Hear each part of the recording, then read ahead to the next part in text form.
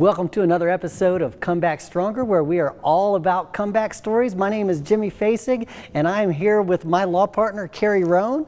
And Carrie, I got a question for you. As we get started, I have a question that's been kind of eating me up. All right. Now, just for you out there, just so you know, Carrie is the most competitive person that I know, and she's constantly challenging me to this competition or that competition. Like it can vary from a wide variety of things of who gets the most likes on a TikTok thing, or who has the best average case value for our law firm. Yes, and so she is extremely, so here's my question. How did you get so competitive? Why are you so competitive? Oh my God, that's such a loaded question. That's such a good question. I like to win. Now you got a bunch of brothers, don't you? Yeah, I have 3 brothers. I grew up with 3 older brothers, so that made me an athlete, and I've just always been a tomboy. I've always been an athlete. I've always been involved in sports since a young age, and I love it. It's fun. You know what I mean? It makes me laugh. It makes me smile. I like to beat you. I mean, what's better in life than to beat Jimmy Fasig? He's so amazing, and yet. Oh, well, I appreciate that. Now, so back to what we're here for. We're all about comeback stories. I will tell you, you beat me in the last competition, but I'm going to come back stronger. I promise you that. All right, we'll see. Yes. We'll see, Fasig. Bring it on. All right, so we have today, usually what we do is we do two guests per show, but with this particular guest, Donna Deegan, you're about to meet her. She was so powerful and she had so much good information. We decided to just have her. She's going to take the whole show. Yeah. So I can't wait for y'all to see Donna. She was a breast cancer survivor, 3-time breast cancer survivor. There is actually a marathon that is named after her. You're gonna really enjoy meeting her. Now, Kimmy had the opportunity to interview her, but you have actually seen the interview. What did you like most about it? Oh, I mean, she's a total badass. I mean, she's just, as a former news anchor, she's amazing in her profession. She's amazing in her story of recovery from breast cancer, and she's amazing in her give back story. She's partnered with Mayo Clinic to do the Donna Marathon, which is known nationwide, and it's celebrated all throughout Jacksonville. It's a major give back event, and she's just doing so well in the breast cancer community. Impressive all the way around. Can't wait for you to meet her. We're going to go to a commercial right now, but when we come back, we are going to meet Donna Deegan. We're giving you a game plan on how you can take back control of your life to not just get back to where you were before you started, but also to come back stronger. This is a tragedy in your life. It's an accident or it's a loss that you never expected to suffer.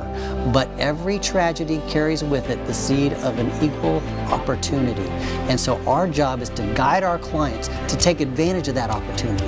And that is the most fulfilling thing that I do in my job. When I give my client that settlement check at the end of the day, if they can walk out of there feeling like they are the hero of their own story and they're proud of themselves because they did what I asked them to do, they took my guidance and they ended up with seeing that light at the end of the tunnel and actually reaching that light, that's what it's all about.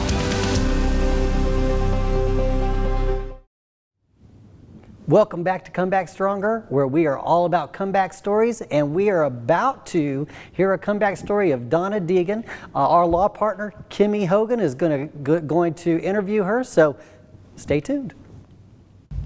Thank you so much for being here with us. So glad to be here. Thanks. Tell us your name and tell us about yourself. My name is Donna Deegan. I am a Jacksonville native, 4th generation strong. Grew up in the south side of Jacksonville, went to Florida State University in Tallahassee. Go Noles. Go Noles, absolutely. And then spent really most of my career as a news anchor, a journalist at First Coast News in Jacksonville, about 25 years of that. Wonderful. And along that path was diagnosed with breast cancer, not once but 3 times, which took me down some really interesting pathways that I probably would have never gone down, including starting a foundation for breast cancer patients and and some other fun things. But it certainly has been an interesting career. Yes, it sounds like it. Well, that's why we wanted to have you on today. You know, we are having a show all about people who see adversity and they come back stronger, and you are the picture of that. Well, thank you. So let's talk a little bit about those paths you went down. How long ago were you first diagnosed with breast cancer? I was first diagnosed in 1999. I was only 39 years old. Wow.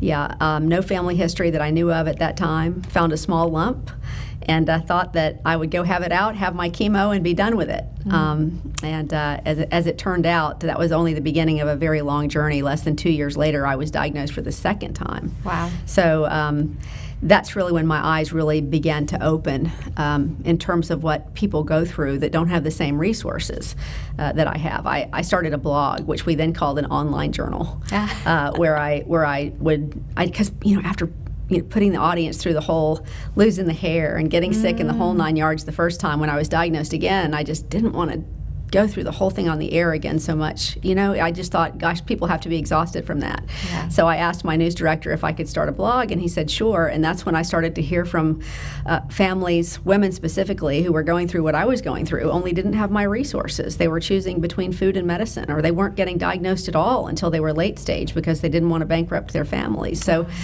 that's really what started to turn my head toward eventually starting the Donna Foundation, which is an organization that cares for people, actually helps them financially while they're going through breast cancer treatment. So you mentioned some of the things that folks go through, women go through when they've been diagnosed with breast cancer. Tell us a little bit more about the struggles that you've seen.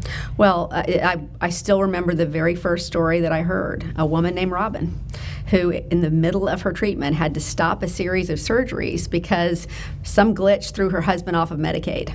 And I mean, it was crazy. He was a construction worker. His truck broke down. He had to get a used truck, but the truck payment, somehow the formula threw them off Medicaid, and so she had to wait. And I thought to myself, here I am in the middle of chemo myself, and I just can't imagine what goes through your head when you have to delay just because your blood counts are low for a couple of days. You start thinking, what's the cancer doing? You start to get worried. And I just thought, well, how awful would it be financially to know that you didn't have any choice but to wait and find out, how long it would take for you to receive coverage again. And that's when I really started to focus on healthcare policy and really on those people who were struggling. What year did you start the Donna Foundation? We started the foundation in 2004. Actually 2003, I think. It's hard to remember now, 2003. And we've served more than 14,000 families over that period of time. So in 2008, we started the 26.2 at Donna, the National Marathon to Finish Breast Cancer, which brings in people from all over the world to run through our beaches communities. And when we started that, we partnered with Mayo Clinic. So part of the money from that goes to research and part goes to help families. So we sort of have a dual purpose now to help families and to fund what I call benchtop research, which is basically the type of research that doesn't normally get funded but that can lead to much quicker advances. Oh, that's wonderful. Yeah. That's wonderful.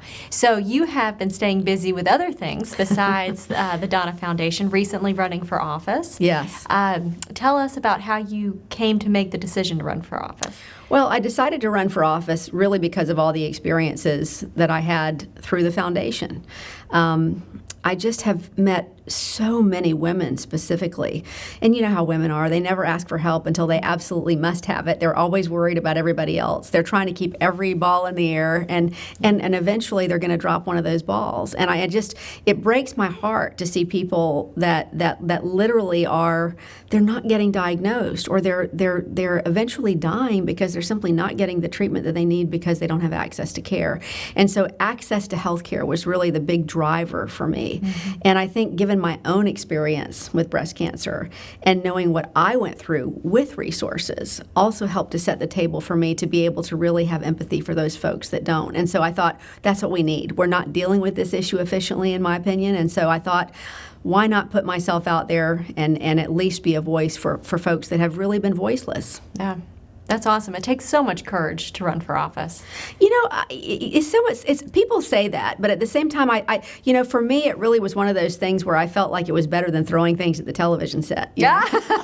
I really, if you can, I think you should. Yeah. And I feel that for me, because I just feel like God's grace really has left me here. I mean, truly, I've said that to so many people that I had to be left here for a reason to do work. And after going through cancer 3 times and really shouldn't be here at all, I thought, that is service is the price that you pay, right? For your keep here on earth. That's really what I believe. And so I really, believe it or not, loved the process. I had so many friends who said, "Oh my gosh, don't get into politics. It's so ugly. People are and it is. It is ugly as can be. But at the same time, there are some wonderful people that are so excited to have their voices heard. And so you just have to filter all that. And I think that having cancer and going through that journey really prepared me for going through, what is politics when you've gone through cancer a few times. Absolutely.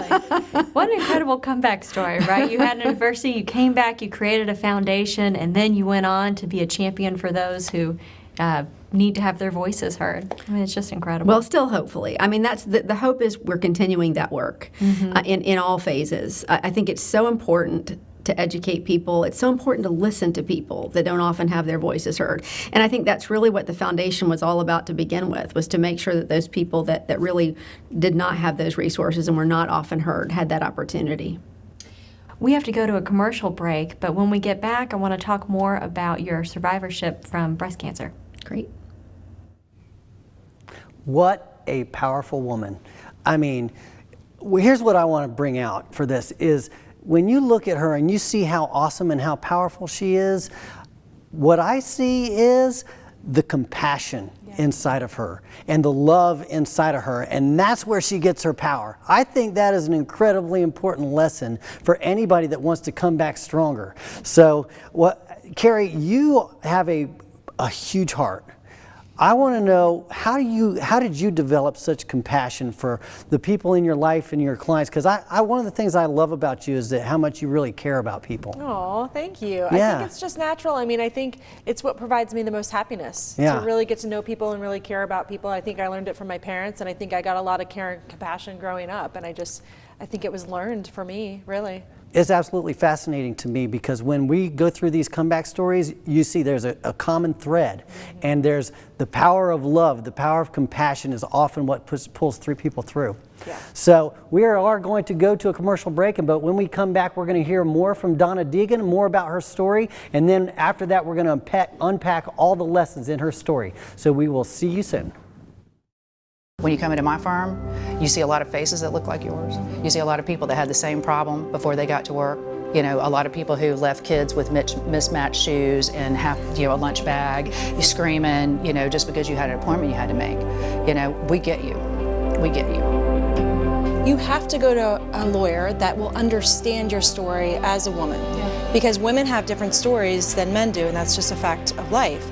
And if you're a woman that's been injured, either through a slip and fall or a trip and fall in an auto accident, you have to go to a lawyer that's going to understand what your daily existence was like before, what it's like now, what the injury means to your entire family, and what you need to do to come back and be where you were before, and even come back and be stronger than where you were before.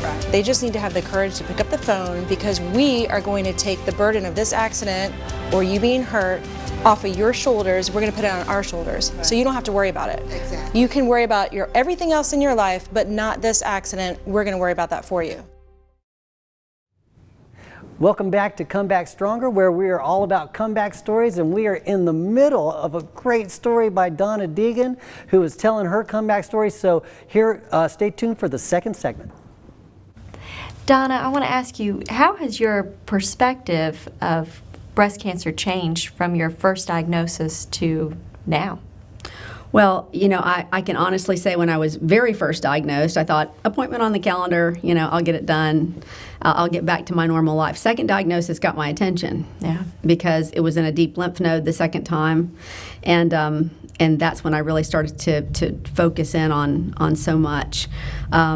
But it really wasn't until the third diagnosis in 2007, right before our inaugural marathon, that things changed for me dramatically. I had gone in for my 5-year all clear. Mm-hmm. My doctor wasn't even in town. I felt fantastic. I was training for our inaugural marathon. You thought, definitely I'm going to be all clear. Oh, I was already rehearsing hey, here's why I don't need to come in here so often for my checkups, right? And so I had a CT scan, which found that the cancer had traveled to my left lung. which as a marathon runner was devastating, right? And I thought this has to be some sort of crazy, sick joke. But I can still remember the day of that diagnosis like it was yesterday, getting up off of that table, grabbing my husband's hand, walking out of the Mayo Clinic, and it just felt like walking through liquid. You know how that whole thing just feels hazy. You can't almost believe that you're living it.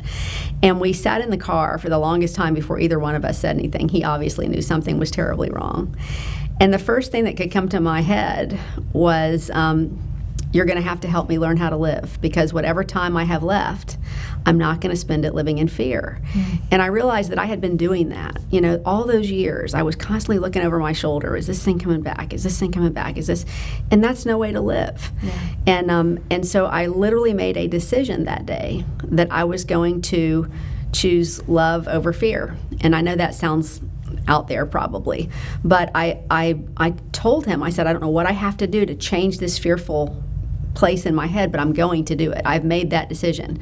So I found myself a holistic oncologist who I saw in addition to my regular oncologist, who gave me a wonderful book to read called Love is Letting Go of Fear.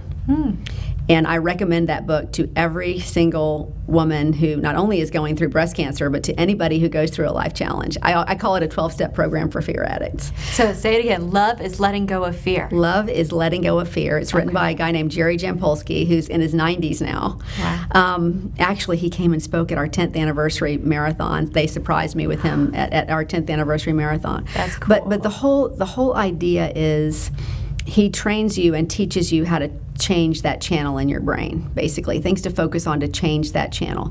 And so what I always say to people, regardless of the situation they're in, and I've carried that through every aspect of my life, that whatever it is, you can see peace instead of whatever the crazy stuff is that's going through your brain if you choose that. It takes practice, but you can do it. And the fact is, none of us knows if we're going to have tomorrow, right? None of us does. And so if you're not living every single day like it's your last day and you're doing everything you can possibly do in that day, you're wasting a day. So I think it has informed the entire rest of my life. So I've been really, really fortunate to be cancer-free for the last 13 years. I always knock on wood when I say that, but I don't take a day of that for granted, and I'm just so incredibly grateful to be able to do whatever I can do with whatever time that I'm here, and I wish more people could have that perspective without going through such a crazy, awful experience. But I'll tell you one other story if I can. Please do. It was so amazing that. I remember standing on the start line of the race. I had just had lung surgery. They had removed part of my lung. I was in the middle of chemotherapy, and I was going to run a little bit of the race, and then my team was going to relay the rest of the marathon for me. And I turned to my doctor, who was running with me, my running partner and my doctor, right? Oh, cool. And I said, what if I want to run the whole thing? Would that be bad for me? And she said, I can't think of anything that would be better for you with all this love and joy out there. And I ended up running the entire marathon that day, doped up on joy and love from the entire, field of 8,000 people that were out there. And I think the moral of that story is not that you should go run a marathon if you're in the middle of cancer treatment. I think it took me 3 weeks to recover. But the moral is 99% of what we experience is here. We can't control everything, but what we can control is how we process it. And I know it sounds so trite when it comes out of my mouth now, but it has so changed my life that I always want to share it with people, because the first thing I see in people's eyes that get diagnosed is they're so fearful, and I get it. Yeah. But I just tell them it's okay. Face that fear and then walk through to the other side of it. Don't ignore it. Don't pretend it's not there. But the only way around that is through it. So get through it and live your life. Oh, that's wonderful. Tell me, I'm very curious. I'm going to go read this book, but I'd love a tidbit on how you choose love over fear. Well, there like I said, there are steps that you go through, and it's all about changing the perception in your brain. The very first thing that you do, the first step is everything I give is given to myself. In other words, whatever I put out there is what I get back. Okay. So you process that through your entire day. There is forgiveness is the key to happiness. There is I could see peace instead of this. There are all these steps, and every day you focus on one of those steps, but everything you do during the day has to be processed through that. Like for me, I'll give you a great example. In traffic, I can get, irritated when people are ugly in traffic, right? But I got myself to the point where I started to say, okay, if somebody would cut me off in traffic, I would say, maybe that guy's on his way to the hospital to see his wife, or maybe and I have no idea, but it made me less mad, and it made me, it's all about what this does for you, and what it does for you can do for others. Does that make sense? Yeah, you're choosing love. You're choosing to see a filter of love. You're choosing to see through, I actually wrote a book, a couple years after I first read that one, called Through Rose-Colored Glasses. And basically, I took people through all the things that I did to try to bring myself to a better place. And that was the cornerstone of that book, was reading Love is Letting Go of Fear. Oh, I love it. I love it. Well, thank you so much for coming on and sharing all of this with us. It has been wonderful to talk to you. We really appreciate it. You're so welcome. Thank you for having me. I appreciate it. You're welcome. Wow, Donna Deegan is so full of wisdom. Yeah. There were so many gems that you can pull out of that one. I'm just so excited. What was your favorite takeaway? I think my favorite takeaway was walking through fear. Walk through it, own it, get through it, get to the other side, and then just explode with love and forgiveness and kindness and gratitude. Yeah. But there's so much to talk about. Yeah. So much. Well, one of the things that I loved that she said was that she came to the decision that she was left here for a reason. Yeah. That she survived breast cancer for a reason, because she had work to do. And that work involved helping other people. And so I'm always hugely encouraging people to decide what your mission in life is and pursue that mission with all your heart. And the mission, the key to deciding the mission, is looking at the pain that you've been through, looking at the hard times you've been through, the challenges, because that's what fuels the fire behind your mission. So that was one of my big takeaways. Very cool. Yeah, very cool. So the other one that really kind of struck me, other thing that struck me about her, is that the compassion that she had for people who have it harder than her, even when she's going through chemotherapy for breast cancer. Right. So when you find that, when you can find that compassion for other people, even though you're suffering yourself, that to me, that's strength. That's power. It's pretty awesome. Amazing. Oh my gosh. Yes. And so I want to say this. I got a question for you that I think that I have been wondering for a long time, Carrie. And that is, when you decided at some point that you were going to come from the defense side of personal injury law, you were a defense attorney, you decided to come over to the plaintiff's side. And I want to know what your real reason for doing that here. What was the big reason why you did that? So that's a good question. The turning point for me was I was sitting on the couch with somebody who had sustained a traumatic brain injury, and I was working for an insurance company at the time, and my sole job was to save the insurance company as much money as I could. And that's wrong. That was wrong for me in my heart. You know what I mean? And for a long time, I knew that the position I was taking in those types of cases was wrong for me and wasn't true to myself, because I am a loving and compassionate person. And in that moment, I was like, I've got to make the switch. I've got to make the switch to make myself feel good and satisfied. That's exactly where I was going with this. I'm so glad that you mentioned that, because it was that compassion in your heart that drove you. And so how do you feel about the decision that you made? Oh, I should have done it a long time ago. Yeah. Yeah, I'm so proud of myself, and I get so much personal satisfaction just by helping people. From a small car accident, a small slip and fall, to a wrongful death case. I mean, each one of those cases and each one of those clients touches me in a really important and significant way, and I love that about my job. Well, that brings us back to Donna Deegan. Brings us back to Donna Deegan, who she has used what she's gone through, and she's written, sounds like she's written 2 books. I thought she had written 1 book. Yeah, she wrote 1 book, and then she was referring to another book that she read. Oh, she was reading. Yeah. Oh, okay, I got you. Yeah. So she's written a book. She's started this foundation. She's an absolutely amazing person, but it all came from the compassion that she has for other people and wanting to help other people. Let's see, another one that I love that she said is, service is the price you pay for your keep here. Service is your, so it's all about what, I guess the message that she had was earning your keep. Yeah. Right? Very profound. Yeah, and I believe that, and that's what we teach our children too. I've got kids at home, and I'm always saying, listen, you know, you get provided your everything that you need in life, but you do have to earn your keep. That's why you got to do your chores, and and your job right now is to make good grades and do your chores and be kind to each other. But you've got to earn your keep. But I love that about her. I liked that too, and I liked that she said that forgiveness is very powerful. Yes. And that you can't Boom. really find love, or you can't find happiness until you're able to forgive. That's something that I teach my kids all the time. Yeah. That forgiveness is so powerful because you take it off of your shoulders and you don't have to carry that burden around anymore. You know. There is a direct correlation between how happy and successful you are in life and how much you're willing or able to forgive the people that have done you wrong. Very true. It is absolutely fascinating, because when we hold grudges, the grudges and that negative energy, it actually holds us back. It does. It's not hurting them. No.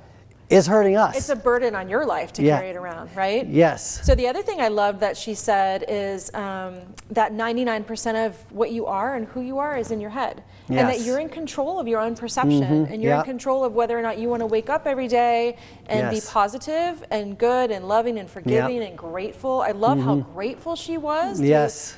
3 rounds of breast cancer. Yes. You know, she lost the race for Congress, and yet she's still so grateful. What she said about, what did she say about the race for Congress? She says, well, what's politics if you've overcome breast cancer? Yeah. Right? And that's putting things in perspective.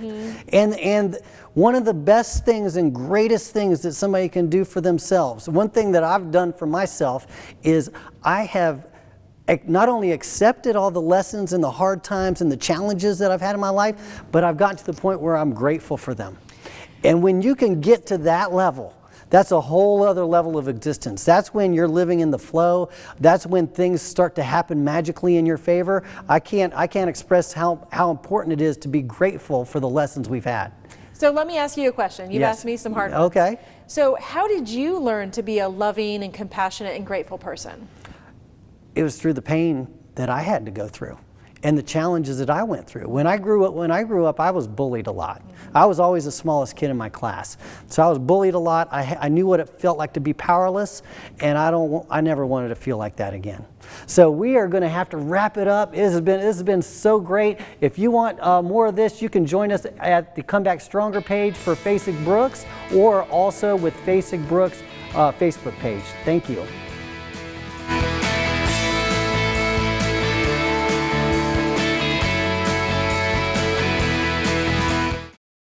I like that people who don't have the money to pay for lawyers, they can come to a contingency fee lawyer, someone like us who only gets paid when we recover for them, and they can go toe-to-toe with giants. You are actually just coming to us, not paying us anything, and if we're successful in getting you money, we get paid. And the more money we get for you, the more money we get. So our interests are totally aligned. And it's a wonderful system, because otherwise, how many people can afford to go hire a lawyer by the hour just so they can have their day in court? Right. That would be almost no one. That would mean justice is only available in America to rich people otherwise. But the contingency fee agreement allows everybody to go in on equal footing. It levels the playing field. But to me, it's saying we're equal. Okay, just because you have all those resources behind you doesn't mean I have to take whatever you give me. I've got a lawyer that I can afford who can stand up to you on the same playing field, equal ground in front of a judge, and I will get treated the same way those big corporations will be treated.